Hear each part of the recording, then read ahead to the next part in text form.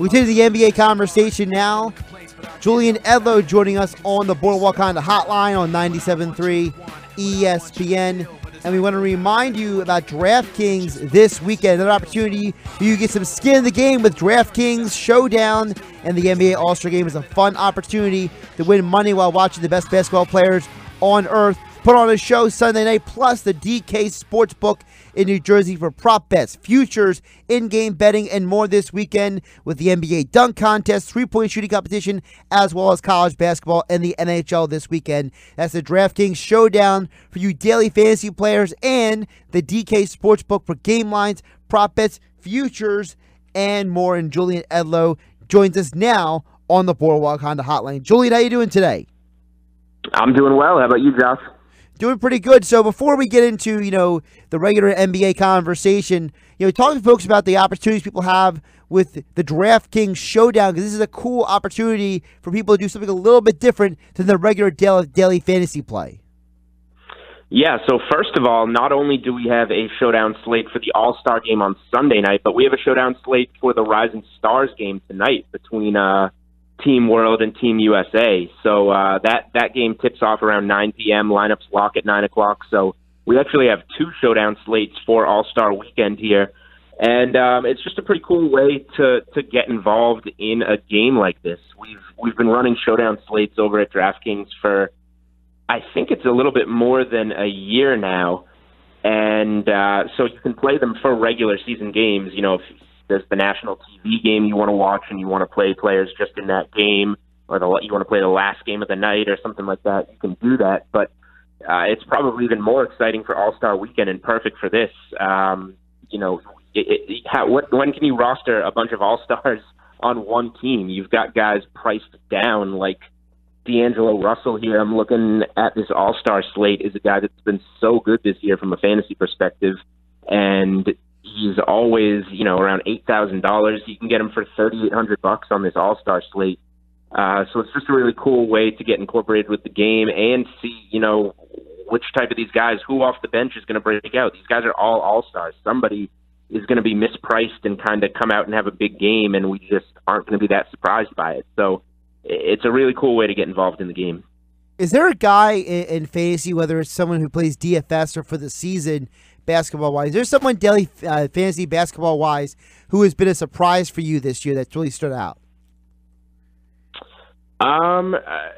I guess a little bit Luka Doncic, just to go with somebody who we can roster this weekend on this Rising Stars game tonight. Luka Doncic, the most expensive player on the slate at $9,200. We thought he was going to be good. People always get scared with the European players coming over, but this was a guy that was the MVP of his league. I thought it was a little bit more clear-cut that, Luka Doncic could play versus a guy like a Dragon Bender who, was averaging 4 or 5 points a game and was being drafted just on potential and all of that. Doncic was a guy that could really play overseas, but I guess I still didn't believe that he was going to be this good right away. He could have been on this All-Star team, to be honest. So he's been a guy that ever since they made this trade that Dennis Smith Jr., a guy that handles the ball a lot, is now in New York and just totally handed the keys over to Doncic. He's been a guy that has been, a legit superstar, and his salary on DraftKings has reflected that. And again, remind folks about how Showdown is different than a regular daily fantasy lineup.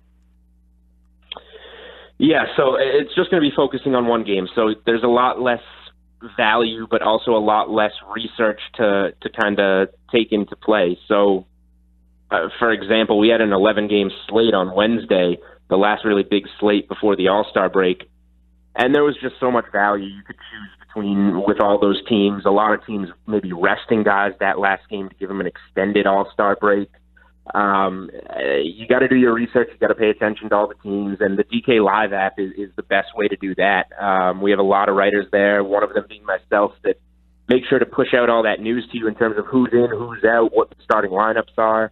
And that's kind of the best way to follow all the news on that big slate. But to do a showdown slate, it's just kind of more relaxed. We kind of know what the deal is, especially here All-Star Weekend. We're not really expecting any injury news to be kind of late breaking here. So it's kind of straight up. You're going to look at these players. Who do you think's going to see the minutes? Who do you think has the better matchups? And these value plays are just more exciting because we're not, guessing between 8th and 9th men on their teams. We're focusing in on some really good players who are going to come at some discounted prices because they're just coming off the bench in this All-Star game or Rising Star game.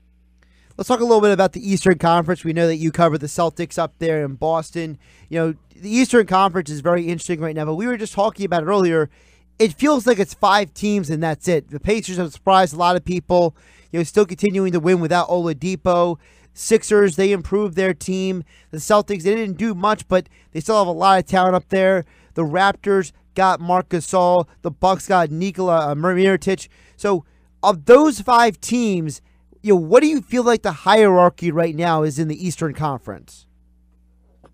Yeah, no disrespect to the Pacers. I really do respect them, but with Victor Oladipo out of the mix there, it's hard to put them, even though in the standings they are, it's hard to put them in the same class as those other 4 teams, just because we know that it takes star power to win in the playoffs. So I really do have a lot of respect for that team. I think they're going to continue to be a really good regular season team, but come the playoffs, I don't think you can put them in the category with those other 4. It's really interesting because those 3 other teams, as you just mentioned, they all made moves at the deadline, and the Boston Celtics did not. And they've kind of had some struggles lately. That buzzer-beating loss to the Lakers after being up 18, a 28-point lead the next home game against the Clippers, and they wound up losing that game to the Clippers by double digits.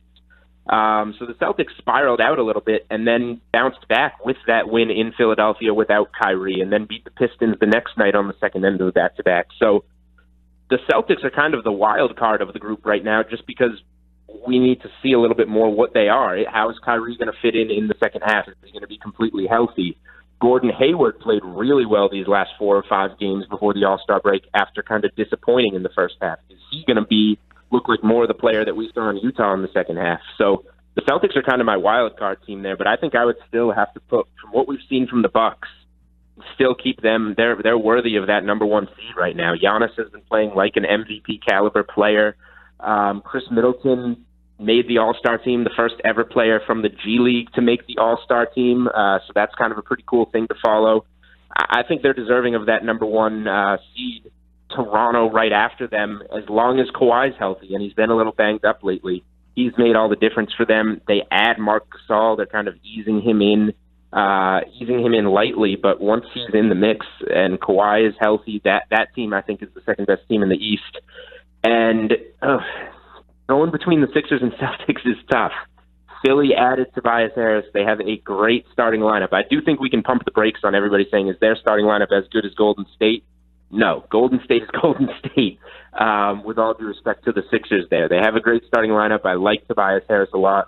But the Celtics had their number. They won that series last year without Kyrie Irving 4-1. They just beat the Sixers again in Philadelphia without Kyrie Irving. So I'm trying not to be biased here, but I think I would give a little bit of an edge to the Celtics as the 3rd team and Philadelphia as the 4th team in the East right now.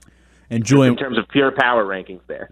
And Julian, we were just discussing, Josh and I, about do the Sixers really have a Celtics problem? And I really think they do, and it's been discussed a lot considering how much the Celtics have owned the Sixers regular season and plus the postseason last year. Whether you could say the series last year in the playoffs was close, it was only but the Celtics obviously won in 5 games, but every game was close. You could say that, but it just seems like to me, no matter what lineup the Celtics throw out there, even with the Sixers right now with this new starting 5.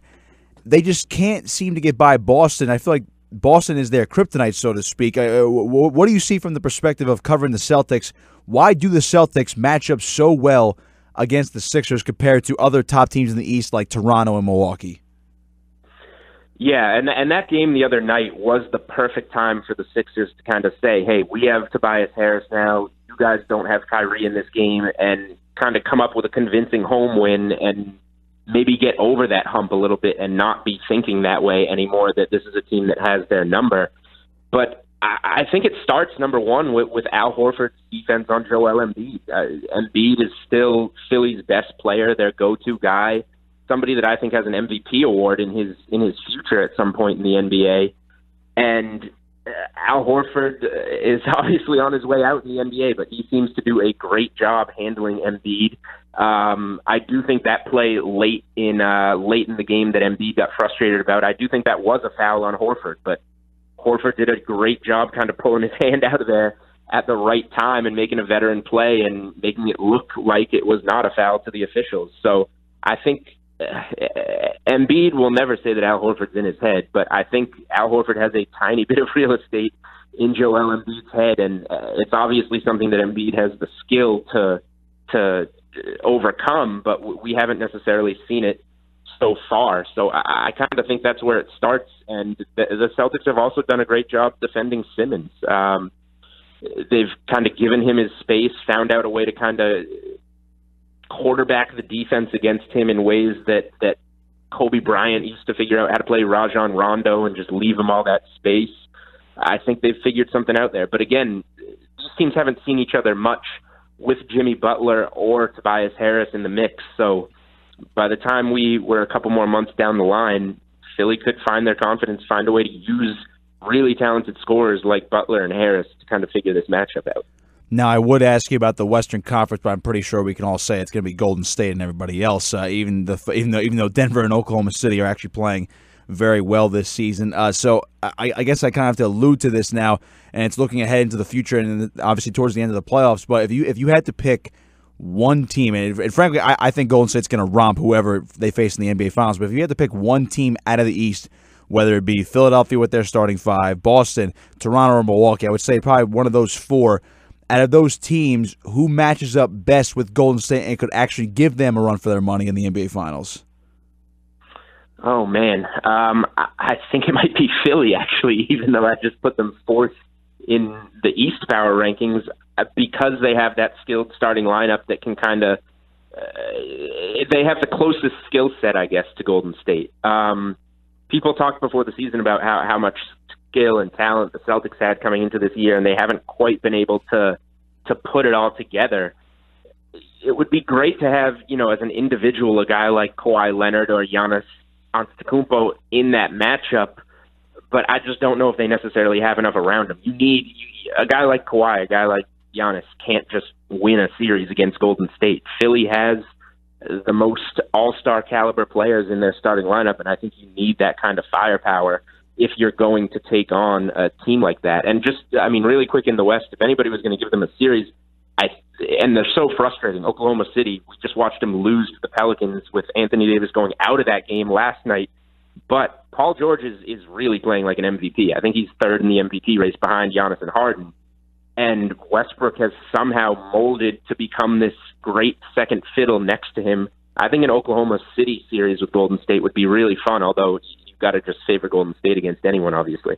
Julian Edlow joining us on the Boardwalk on the Hotline on 97.3 ESPN. A reminder, this weekend is an opportunity to get skin in the game with DraftKings Showdown with the NBA All-Star Game on Sunday, the Rising Star Challenge tonight. And also don't forget the DK Sportsbook for prop bets, futures, in-game betting, and more, of course, with the NBA dunk contest, three-point shooting competition. A lot of value plays this weekend here in New Jersey with the DraftKings Sportsbook app. Julian, appreciate your time here on a Friday, and enjoy NBA All-Star Weekend. We'll catch up with you later in the season. All right, thanks for having me on, guys.